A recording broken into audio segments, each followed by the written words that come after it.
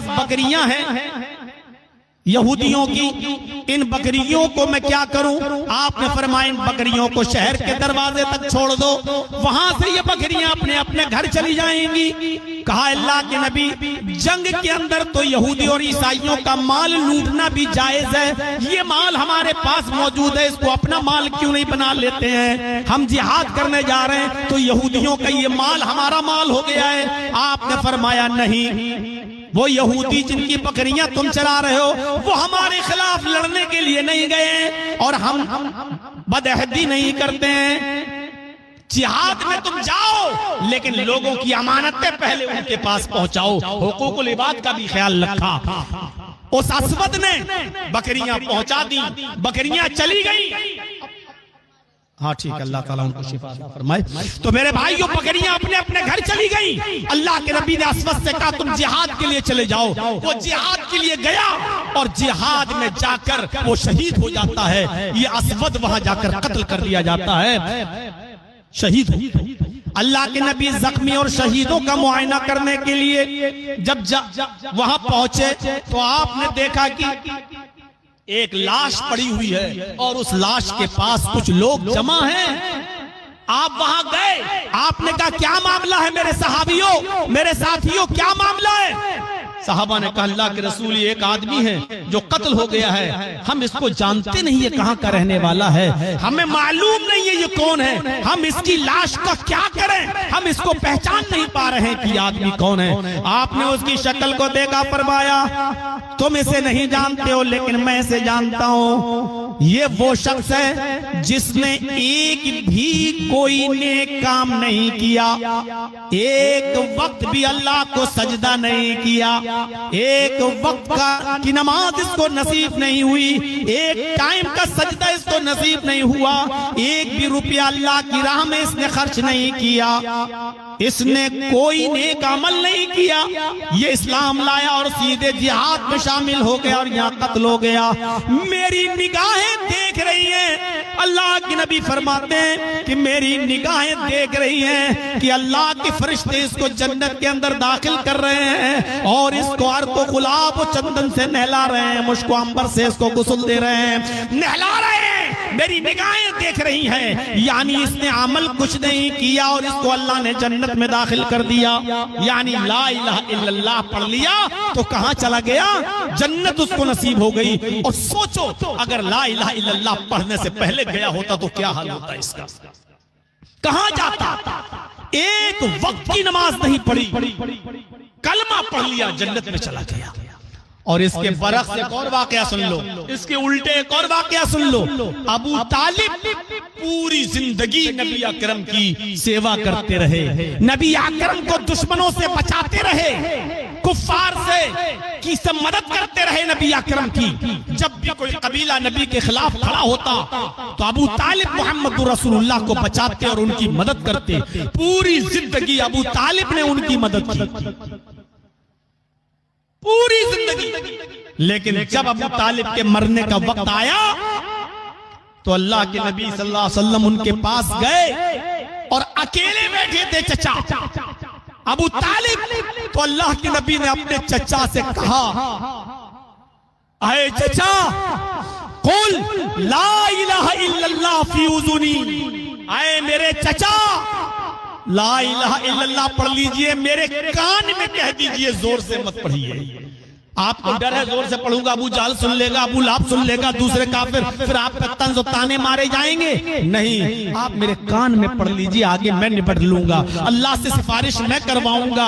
हैं, आपने मेरी कितनी मदद की, मैं अल्लाह से सिफारिश करा दूंगा आपकी, आप मेरे कान में कह दीजिए ला इलाहा इल्लल्लाह। लेकिन अबू तालिब ने कहा, भतीजे मैं उसी दीन पे मरना चाहता हूँ जो दीन पे मेरा बाप अब्दुल मुत्तलिब मरा था। मैं आखिरी वक्त में मौत के डर से और दुश्मनों के तानों के डर से मैं इस्लाम कबूल नहीं कर सकता। कलमा नहीं पढ़ा अबू तालिब ने, और अबू तालिब बगैर कलमा पढ़े मर गए, इस दुनिया से चले गए। अल्लाह के नबी ने अबू तालिब के मरने के बाद भी दुआ की कि अल्लाह मेरे चचा ने मेरी बहुत खिदमत की है, तू इनको बख्श दे। अल्लाह ने फरमाया किसी मोमिन के लिए ये जायज ही नहीं है कि वो किसी काफिर के लिए दुआ करे। आपका चचा हालत कुफ्र में मरा ہے۔ اے محمد صلی اللہ علیہ وسلم، اس موقع پر میں آپ کی دعا بھی قبول نہیں کروں گا۔ آپ کے چچا کو جہنم میں جانا ہوگا، ابو طالب کو جہنم میں جلنا ہوگا، کیونکہ وہ بغیر کلمہ پڑھا ہوا اس دنیا سے رخصت ہوا ہے۔ پوری زندگی نبی کی خدمت کی، لیکن کہاں گیا؟ جہنم میں۔ کیوں؟ کیونکہ اس کو کلمہ نصیب نہیں ہوا۔ قولوا، کیا کہا اللہ کے نبی نے؟ قولوا لا الہ الا اللہ، لا الہ الا اللہ یہ افضل درجے کا ایمان ہے۔ ہم مسلمان غور کریں کہ لا الہ الا اللہ کا کتنی عزت کرتے ہیں۔ اور افضل ذکر لا الہ الا اللہ، سب سے افضل ذکر یہ ہے کہ آپ اپنی زبان سے اڑتے بیٹھتے چلتے پھرتے پڑھتا رہے لا الہ الا اللہ، لا الہ الا اللہ، لا الہ الا اللہ سب سے افضل ذکر ہے۔ اللہ کے نبی فرماتے ہیں لا الہ الا اللہ کو ترازو کے ایک پلڑے پہ رکھا جائے اور ساری زمین و آسمان ترازو کے دوسرے پلڑے میں رکھا جائے اور ترازو اٹھائی جائے تو لا الہ الا اللہ کا پلڑا جھک جائے گا، زمین و آسمان کا پلڑا اوپر اٹھ جائے گا۔ یہ ہے لا الہ الا اللہ۔ لا الہ الا اللہ کے معنی کو سمجھو اور اس کی قدر کرو۔ دوسری چیز بتائی ہے وَأَدْنَاهَا، سب سے نچلے درجے کی نیکی، نچلے درجے کا ایمان، یہ تو افضل ہو گیا، سب سے افضل بتا دیا لا الہ الا اللہ۔ وَأَدْنَاهَا، سب سے نیچے درجے کا ایمان، اماطۃ الاذى عن الطریق، راستے سے تکلیف دہ چیزوں کو ہٹا دینا، راستے سے ہر اس چیز کو دور کر دینا جو انسان کو تکلیف دیتی ہے۔ میرے بھائیوں اندازہ لگائیے، کوئی بھی چیز جو عام لوگوں کو تکلیف دے، اس کو زمین پہ ڈالنا، پھینکنا، یہ بھی باعث گناہ ہے۔ اگر اس کا ہٹانا باعث ثواب ہے تو اس کو زمین پر پھینکنا باعث گناہ بھی۔ زمین پر پڑا ہوا پتھر آپ ہٹائیے، آپ کو ثواب ملے گا، ایمان کا حصہ ہے، لیکن زمین کے بیچوں بیچ میں آپ پتھر پھینک رہے ہیں جان بوجھ کر تو آپ کو گناہ بھی پڑے گا۔ اللہ کے نبی صلی اللہ علیہ وسلم فرماتے ہیں کہ میرے اوپر قیامت تک جتنی نیکیاں ہونا تھی، ساری نیکیاں میرے سامنے پیش کی گئیں، اور جتنے گناہ ہونے تھے وہ سارے گناہ میرے سامنے پیش کیے گئے۔ مسلم شریف کی حدیث ہے، ساری نیکیاں اور سارے گناہ ہمارے سامنے پیش کیے گئے۔ کتنا بڑا رجسٹر ہوگا وہ، کتنا بڑا رجسٹر ہوگا۔ قیامت تک پیدا ہونے والی اور ہونے والی نیکیاں نبی اکرم کو دکھائی گئیں، اور قیامت تک ہونے والے گناہ محمد رسول اللہ کو بتائے گئے یہ گناہ ہے۔ آپ نے فرمایا اس میں نے سب سے ہلکی نیکی یہ دیکھی ہے کہ راستے سے آپ کوئی پتھر کو، کوئی سب سے نقصان پہنچانے والی اور تکلیف دہ چیز کو راستے سے ہٹا دیں۔ اس نیکی کو بھی اس رجسٹر میں درج دیکھا میں نے۔ یہ سب سے ہلکی نیکی ہے، راستے سے کانٹا ہٹا دینا، راستے سے پتھر ہٹا دینا، میں نے اس نیکی کو بھی اس میں لکھا ہوا دیکھا۔ اور سب سے ہلکی برائی بھی، سب سے ہلکا گناہ بھی میں نے اس رجسٹر کے اندر دیکھا۔ سب سے ہلکا گناہ میں نے یہ دیکھا کہ کوئی آدمی مسجد کے اندر کوئی گندی چیز کو دیکھے، تھوک، مسجد کے اندر تھوک دیکھ لے اور دیکھنے کے بعد بھی اس کو صاف نہ کرے۔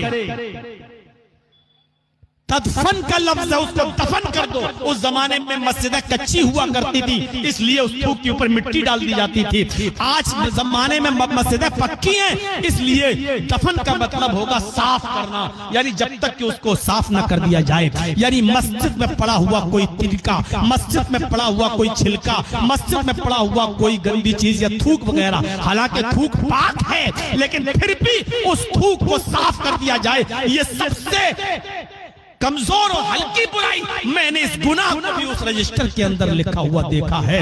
تو میرے بھائیوں ان چیزوں کو دور کرنا چاہیے ہمیں۔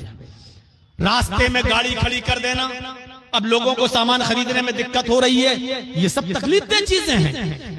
رمضان کے مہینے میں رات کے 2 بجے اٹھ جانا، مائک پکڑ کے اعلان کرنا، روزہ رکھنے والے بھائیوں اٹھو، سحری اٹھو، ماں بہنیں اٹھیں، سحری بنائیں، یہ ساری چیزیں گناہ ہیں۔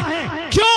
آپ ثواب سمجھ کے کرتے ہیں، گناہ ہے، کیونکہ آپ دوسروں کی نیند میں ڈسٹرب کر رہے ہیں۔ آپ کہو روزے کے لیے اٹھانا کیا گناہ ہے؟ آپ پر روزہ فرض ہے، آپ کی ذمہ داری تھی اٹھنا، آپ اٹھیے۔ ان عورتوں کو کیوں اٹھا رہے ہو جن کے پیٹ میں بچہ ہے؟ شریعت نے جن کو رخصت دی ہے کہ تم پیٹ میں حمل ہے، بچہ ہے، تمہارے اوپر سے روزے کی رخصت ہے جب تک بچہ پیدا نہ ہو جائے۔ تم ان عورتوں کو کیوں اٹھا رہے ہو جو اپنے بچوں کو دودھ پلا رہی ہیں؟ اللہ کے نبی نے ان کو رخصت دی ہے۔ جو عورتیں اپنے بچوں کو دودھ پلاتی ہیں، اگر وہ ڈرتی ہیں کہ ہمارا بچہ بھوکا رہ جائے گا تو وہ بھی روزہ چھوڑ سکتی ہیں، روزے کے لیے رخصت دی ہے۔ آپ جب اٹھا رہے ہیں تو ان عورتوں کی بھی نیند میں ڈسٹرب کر رہے ہیں، ان بوڑھوں کی نیند میں بھی ڈسٹرب کر رہے ہیں۔ جس بیچارے کو بڑی دیر سے نیند آئی ہے، ابھی ڈپران ٹیبلیٹ کھایا ہے، ڈاکٹر کی دی ہوئی دوا سے ابھی اس کو نیند آئی تھی، آپ نے مائک پکڑ کے جگا کے اس کو بیدار کر دیا۔ اب بیچارہ پوری رات بستر پہ تڑپ رہا، اس کو نیند نہیں آ رہی ہے، آپ نے ڈسٹرب کر کے اس کو اٹھا دیا، جبکہ وہ بوڑھا دائم المریض ہے، اس کو شوگر ہے، اس کو ایسی بیماری ہے جو موت کے ساتھ جائے گی، اس کے اوپر روزہ ہی نہیں ہے، وہ ایک فدیہ کھلائے گا، ایک مسکین کھلائے گا۔ آپ نے اس کو بھی بیدار کر دیا ہے، آپ اس کو بھی جگا رہے ہیں، آپ بچوں کی نیند میں ڈسٹرب کر رہے ہیں، آپ اس کو ثواب کا کام سمجھ کے کر رہے ہیں، غلط ہے میرے بھائیو۔